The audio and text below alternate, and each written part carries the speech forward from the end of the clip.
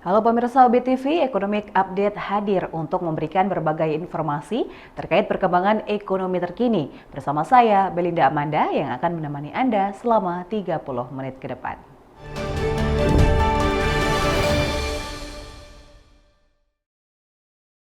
Rangkuman berita yang pertama pemirsa, mata uang Garuda melemah 5 poin atau 0,03% dari posisi sebelumnya dan kini bertengger di angka Rp14.000. Yang kedua pemirsa, sempat viral akan kritikan netizen terkait infrastruktur di Lampung. Presiden Republik Indonesia Joko Widodo melakukan kunjungan lapang guna mengecek hal tersebut. Mengawali minggu kedua bulan Mei 2023, harga pangan komoditas di Jawa Timur mengalami kenaikan secara serentak. Namun demikian, harga komoditas di Malang terbilang stabil.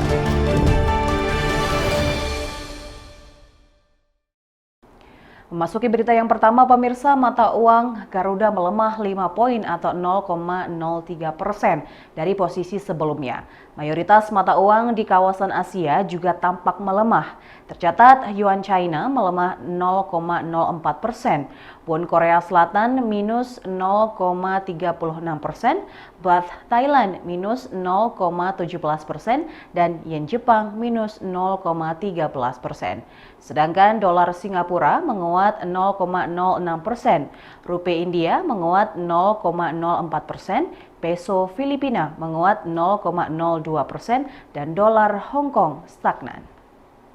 Berikut catatan sepekan minggu ini di minggu ketiga bulan April. Pada 2 Mei 2023, kurs jual senilai Rp14.734 dan nilai tukar mata uang senilai Rp14.587.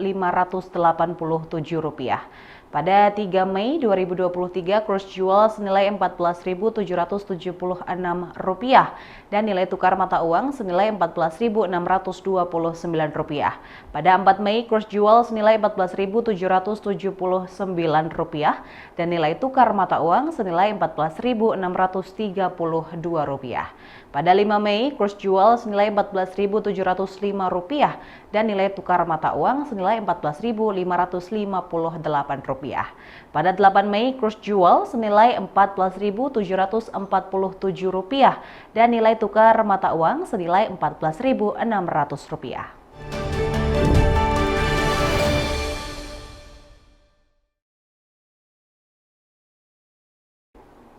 Beralih ke berita selanjutnya, pemirsa, sempat viral akan kritikan netizen terkait infrastruktur di Lampung.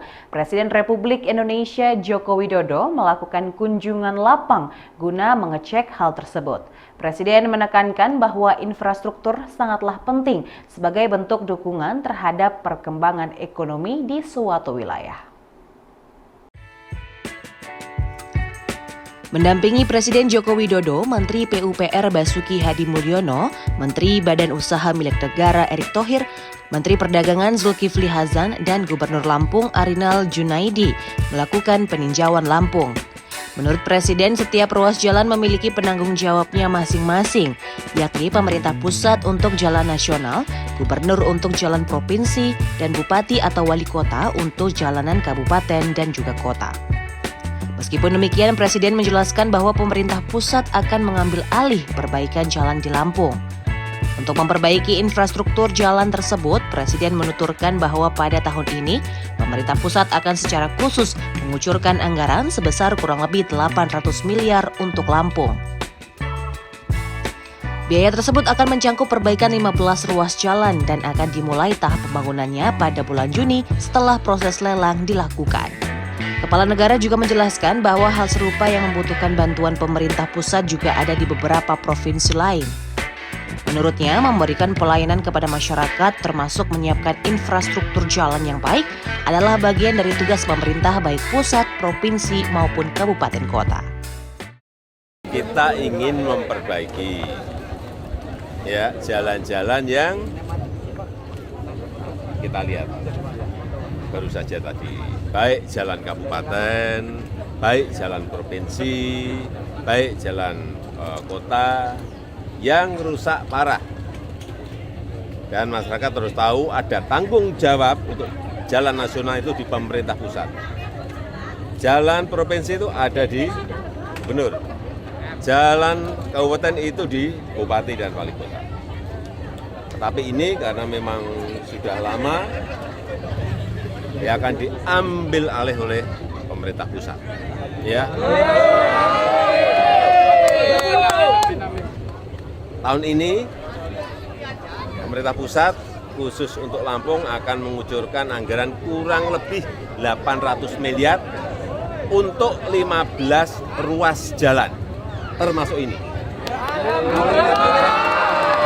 Akan dimulai pembangunannya, perbaikannya akan dimulai bulan Juni karena harus lelang dulu. Begitu saya lihat tadi, saya sudah perintahkan Pak Menteri PU untuk lelang. Tapi juga nanti ada beberapa ruas yang menjadi tanggung jawabnya Pak Gubernur. Ada yang tanggung jawabnya Bapak Ibu Bupati yang ada di sini. Jangan semuanya pemerintah pusat semuanya. Ya, saya rasa itu. Sebelumnya Presiden Joko Widodo meninjau langsung sejumlah jalan rusak di Lampung dengan menggunakan kendaraan kepresidenan. Ruas jalan pertama yang ditinjau Presiden adalah Jalan Terusan Riyacudu di Lampung Selatan. Selain itu Presiden juga meninjau Jalan Seputih Raman, Jalan Seputih Banyak hingga Jalan Simpang Randu.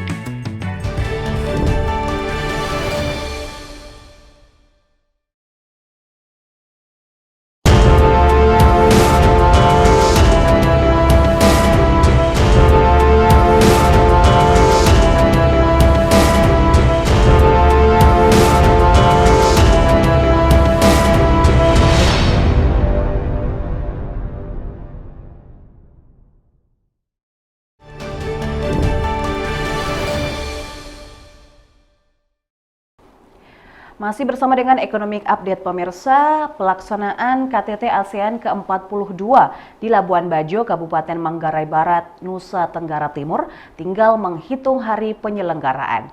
Beberapa waktu lalu Presiden RI Joko Widodo kembali meninjau kesiapan daerah tersebut untuk menerima kehadiran para kepala negara atau kepala pemerintahan dari negara-negara anggota ASEAN. Saat tiba di Bandar Udara Komodo Manggarai Barat, Presiden melihat sarana dan prasarana yang ada di bandara tersebut. Setelahnya dalam perjalanan dari bandara menuju hotel tempatnya menginap, Presiden melihat beberapa lokasi yang perlu dipercantik untuk menyambut para tamu dari negara-negara ASEAN yang akan hadir di Labuan Bajo nanti. Deputi Bidang Protokol Pers dan Media Sekretariat Presiden, Bey Mahmudin menyampaikan Presiden ingin semua tempat wisata yang ada di Labuan Bajo dapat dipromosikan kepada para kepala negara atau kepala pemerintahan yang hadir nanti. Salah satu objek wisata yang dikunjungi Presiden dan Ibu Iriana beserta keluarga adalah Gua Batu Cermin. Setelah berkeliling di tempat wisata tersebut, kepala negara juga mengunjungi sejumlah stan usaha mikro kecil dan juga menengah dan membeli sejumlah souvenir yang merupakan hasil karya masyarakat NTT seperti kain, topi baket, dan topi pantai. Yang kedua, Bapak Presiden tadi melakukan pengecekan secara detail di tempat di mana akan diselenggarakan pertemuan KTT-nya. Baik untuk KTT dalam bentuk plenary maupun KTT dalam bentuk retreat dan pertemuan-pertemuan lainnya. Jadi semua pertemuan dilakukan di satu titik dan Bapak Presiden sudah memeriksa secara keseluruhan. Selain itu, Bapak dan Ibu Negara juga berkesempatan untuk melakukan pengecekan terakhir bagi tempat di mana akan dilakukan spouse program. Kemudian yang ketiga, mengenai bandara, kami sudah laporkan semuanya kepada Bapak Presiden mengenai kesiapannya. Dapat saya sampaikan bahwa Bandara Komodo saat ini sudah akan ada 2 jalur, yaitu jalur internasional dan jalur ketibaan domestik. Jadi akan ada fasilitas untuk imigrasi dan juga fasilitas untuk conveyor belt yang khusus akan menerima barang-barang dari kunjungan yang dari luar negeri. Jadi persiapan bandara akan terus dilakukan termasuk tanda-tanda untuk penyelenggaraan KTT ASEAN. Jadi sekali lagi pengecekan dilakukan secara detail. Pada pelaksanaan KTT ASEAN nanti, Presiden berharap para UMKM tersebut dapat menghadirkan souvenir dengan kualitas yang baik dan berciri khas daerah tersebut, sehingga para tamu dari negara-negara ASEAN nantinya akan tertarik untuk membeli produk UMKM tersebut. Pemirsa, pasca Lebaran, beberapa komoditas bahan pokok di pasaran mengalami kenaikan secara signifikan. Tidak hanya di Jawa Timur, namun hampir di seluruh Indonesia. Pasca Lebaran, beberapa komoditas bahan pokok di pasaran mengalami kenaikan secara signifikan. Tidak hanya di Jawa Timur, namun hampir di seluruh Indonesia. Harga komoditas di Jawa Timur per 8 Mei 2023 adalah harga ayam ras segar Rp28.650 per kilogram, bawang merah ukuran sedang Rp43.400 per kilogram, cabai keriting Rp32.650 per kilogram, cabai rawit merah Rp28.300 per kilogram, minyak goreng kemasan bermerek 1 Rp20.050 per kilogram, beras kualitas super 1 Rp13.250 per kilogram, daging ayam ras segar Rp35.150 per kilogram. Namun demikian, komoditas pangan di Malang masih terbilang cukup stabil. Pemirsa, kini dunia sedang gencar melakukan perdagangan karbon termasuk di Indonesia. Menteri Investasi, Kepala Badan Koordinasi Penanaman Modal, Bahlil Lahadalia, beberapa waktu lalu menemui Presiden Joko Widodo untuk membahas mekanisme penjualan di Indonesia.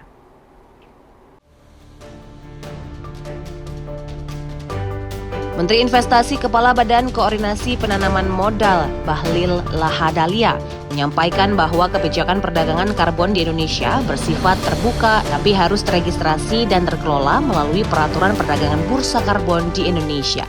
Indonesia mempunyai potensi karbon yang sangat luar biasa, tapi kita belum berbicara tentang mekanisme pasarnya. Dan tadi sudah diputuskan bahwa karbon di Indonesia sifatnya itu terbuka tapi harus teregistrasi dan harus semuanya lewat mekanisme tata kelola perdagangan di dalam bursa karbon di Indonesia, yaitu lewat OJK.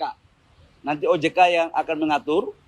Dan yang kedua, tadi juga kita sudah melakukan keputusan tentang penataan perizinan bagi wilayah-wilayah izin yang di dalam ruang area konsesi seperti hutan lindung, ya, kemudian konservasi. Ini yang akan kita melakukan peninjauan. Dan yang ketiga, kita juga sepakati bahwa harga karbon di Indonesia tidak boleh dijual di pasar bursa yang lain. Kita tidak ingin di luar negeri, kita ingin semuanya dijual di bursa di Indonesia. Dan harganya sudah barang tentu harus lebih baik. Nanti akan menyertifikasi LHK, registrasinya semua nanti di LHK. Tapi registrasinya cuma sekali doang. Sebelum masuk ke bursa karbon, diregistrasi dulu oleh LHK. Setelah itu baru bisa melakukan perdagangan di bursa karbon. Setelah melakukan perdagangan bursa karbon, dia bisa melakukan trading seperti trading saham biasa. Bahlil mengungkapkan bahwa di dalam rapat tersebut, pemerintah juga menyepakati bahwa harga karbon di Indonesia tidak boleh dijual di pasar karbon yang lain di luar negeri. Bahlil menegaskan bahwa pemerintah tidak ingin potensi penangkapan karbon dioksida di Indonesia yang sangat besar justru dikapitalisasi oleh negara tetangga. Pemerintah Indonesia menetapkan target Nationally Determined Contribution sebesar 29 hingga 41% pada tahun 2030, serta net zero emission atau nol emisi pada 2060. Dalam dokumen NDC tersebut, Indonesia menargetkan pengurangan emisi sebesar 31,89% dengan upaya sendiri dan sebesar 43,20% dengan dukungan internasional pada 2030.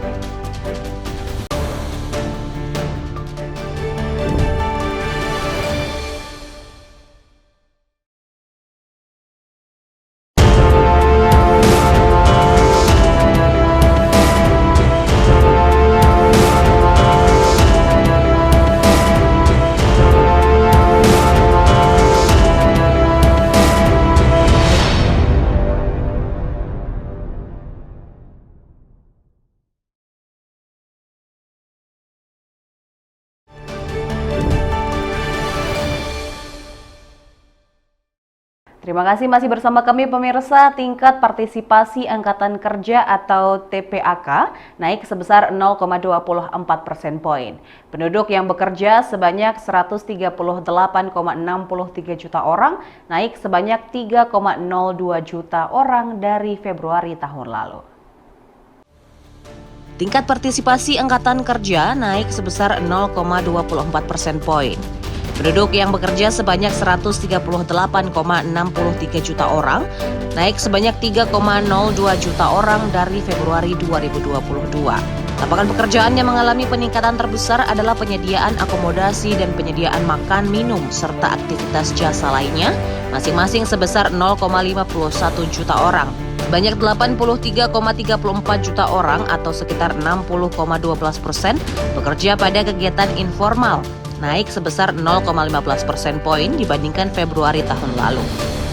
Persentase setengah pengangguran dan pekerja paruh waktu mengalami penurunan masing-masing sebesar 0,95 persen poin dan 0,33 persen poin dibandingkan Februari tahun lalu.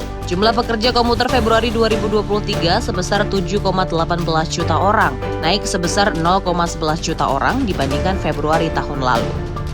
Tingkat pengangguran terbuka Februari 2023 sebesar 5,45%, turun sebesar 0,38 persen poin dibandingkan dengan Februari tahun lalu. Terdapat 3,60 juta orang atau sebesar 1,70% penduduk usia kerja yang terdampak COVID-19. Terdiri dari pengangguran karena COVID-19 sebesar 0,20 juta orang, bukan angkatan kerja karena COVID-19 sebesar 0,26 juta, sementara tidak bekerja karena COVID-19 sebesar 0,07 juta orang, dan penduduk bekerja yang mengalami pengangguran jam kerja karena COVID-19 sebesar 3,07 juta orang. Rata-rata upah buruh pada Februari 2023 sebesar 2,94 juta rupiah. Rata-rata rupiah buruh dari Februari 2022 ke Februari 2023 naik 1,80% dari 2,89 juta rupiah menjadi 2,94 juta rupiah. Rata-rata upah buruh laki-laki sebesar 3,23 juta rupiah dan rata-rata upah buruh perempuan sebesar 2,42 juta rupiah. Rata-rata upah buruh tertinggi berada di kategori real estate, yakni sebesar 4,82 juta rupiah, sedangkan terendah berada di kategori jasa lainnya, yakni sebesar 1,79 juta rupiah. Terdapat 11 dari 17 kategori lapangan pekerjaan dengan rata-rata upah buruh lebih tinggi daripada rata-rata upah buruh nasional. Rata-rata upah buruh berpendidikan universitas sebesar 4,46 juta rupiah.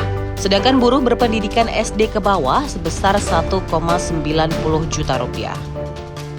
Menurut kelompok umur, rata-rata upah buruh tertinggi sebesar 3,66 juta rupiah pada kelompok umur 50 hingga 54 tahun. Sedangkan terendah sebesar 1,76 juta rupiah pada kelompok umur 15 hingga 19 tahun.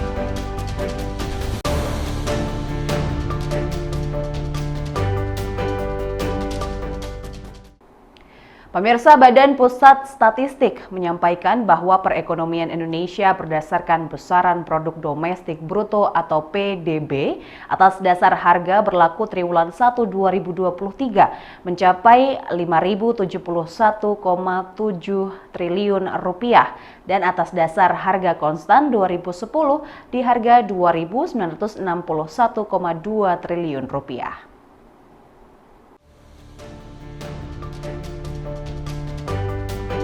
Ekonomi Indonesia triwulan 1 2023 terhadap triwulan 1 2022 tumbuh sebesar 5,03%.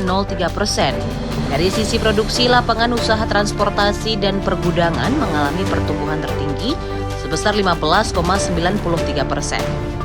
Sementara dari sisi pengeluaran, komponen ekspor barang dan jasa mengalami pertumbuhan tinggi sebesar 11,68%. Ekonomi Indonesia triwulan 1 2023 terhadap triwulan sebelumnya terkontraksi sebesar 0,92%.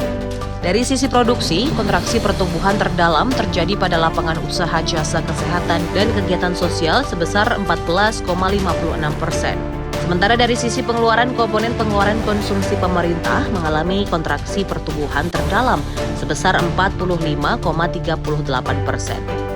Kelompok provinsi di Pulau Jawa pada triwulan 1 2023 mencatat dominasi struktur ekonomi Indonesia secara spasial dengan peranan sebesar 57,17%, dengan kinerja ekonomi yang mengalami perlambatan pertumbuhan sebesar 4,96% dibanding triwulan 1 pada tahun 2022.